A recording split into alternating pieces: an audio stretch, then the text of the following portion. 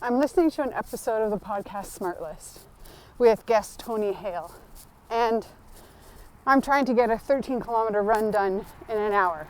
It's a bit of a tempo workout, which requires my breathing to be on point. I'm moving quite quickly, but this episode is making me laugh hysterically to discomfort. It's disruptive of completion of the task in front of me, sucking my oxygen and laughter. Now we would think, but you're laughing. Doesn't that feel good? Absolutely, it feels good. However, to the task at hand, not the right emotional state. How often do we find ourselves in a task at hand with the incorrect emotional state?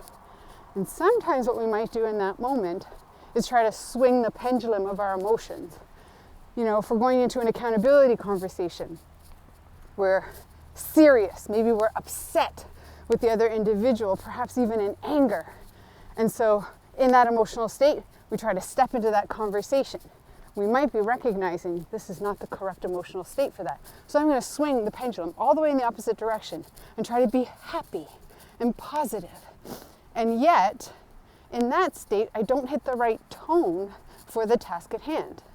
Our emotional intelligence is about recognizing our limitations in our, not just emotions, but in execution of certain tasks in certain emotions. Doing a eulogy when you're in the depths of your despair might not be possible. That's a limitation. It's an emotional limitation for the task at hand. Being able to consider these types of things empowers us to get to know ourselves, number one, find our strengths and weaknesses, understanding our limitations, which allows us to say yes or no to things, and also work on those skills.